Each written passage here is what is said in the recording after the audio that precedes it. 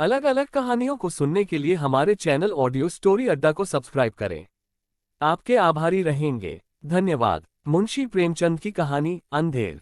साठे में नागपंचमी के दिन सभी जवान लड़कों ने अलग अलग रंगों की कुश्ती के कपड़े सिलवाए। ढोल नगाड़े बज रहे थे क्योंकि कुश्ती का मुकाबला होने वाला था।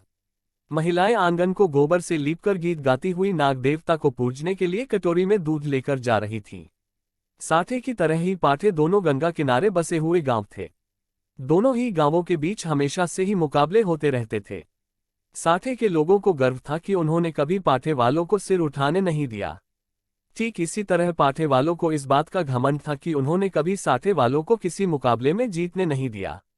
पाठे वाले लोग हमेशा ये गाना गाते थे, साठे वाले हैं काय, पाठे वाले हैं और हमेशा रहेंगे सरदार।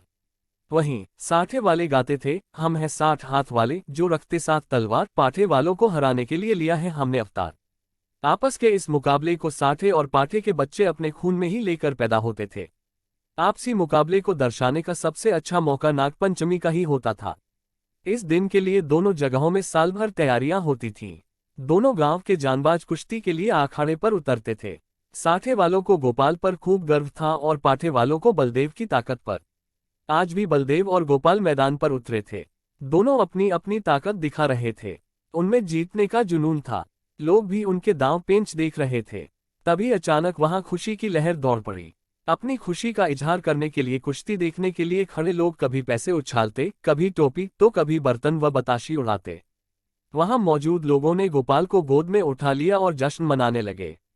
बलदेव और उसके जीतने की आस रखने वाले लोग मन ही मन निराश हो गए।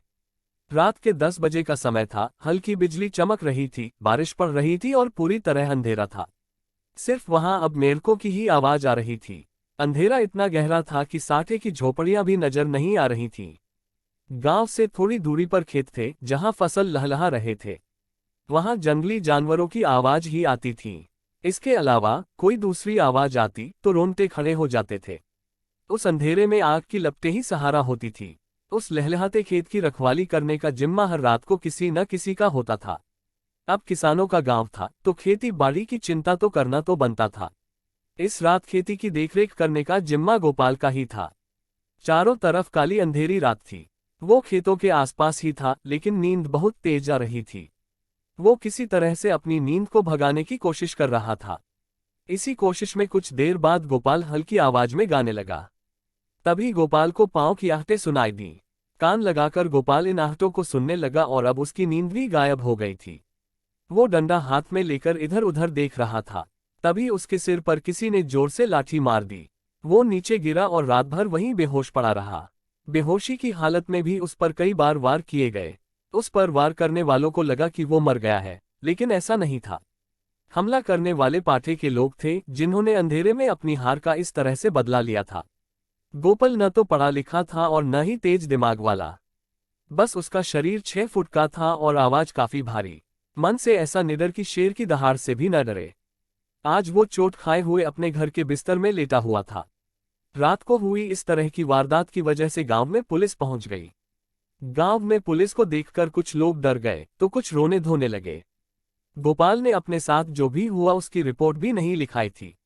दरोगा ऐसा था कि बिना गाली के उसके मुंह से एक बात भी नहीं निकलती थी। वो मुखिया से सवाल जवाब करने लगा।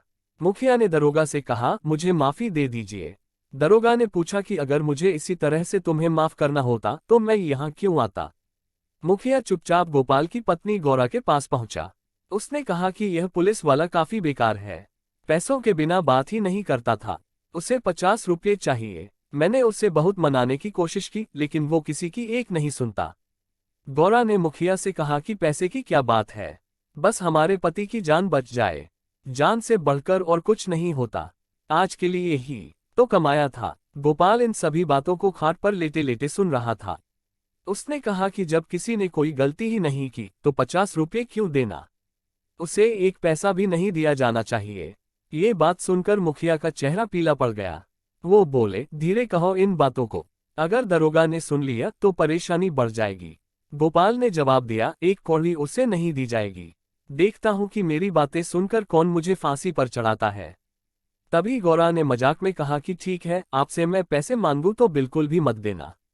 इतना कहने के बाद गौरा अंदर गई और एक पोटली में पैसे लेकर आई।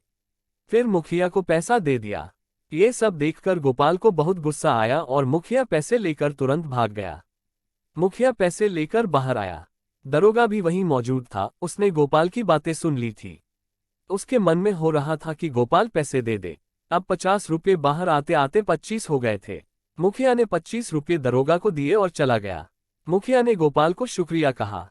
पूरे गांव वालों के सामने मुसीबत टालने का सेहरा मुखिया ने अपने सिर पर लिया और उसकी प्रतिष्ठा बढ़ गई। उधर गोपाल ने गौरा पर गुस्सा किया। अब गांव में सत्यनारायण की कथा हुई। देवी देवताओं की पूजा अर्चना होने लगी। आखिर गांव से मुसीबत जो टल गई थी।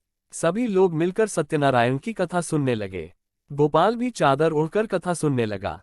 वहां गांव के कई प्रतिष्ठित लोग भी मौजूद थे। पटवारी ने गोपाल से कहा कि सत्यनारायण की वजह से ही तुम पर किस तरह की आंच नहीं आई। गोपाल ने अंगाए लेते हुए कहा कि सत्यनारायण की महिमा का तो नहीं पता, लेकिन यह अंधेर जरूर है। कहानी से सीख, मुसीबत पड़ने पर दिमाग से काम लेना चाहिए, यूं ही किसी पर भी भरोसा नहीं करना चाहिए।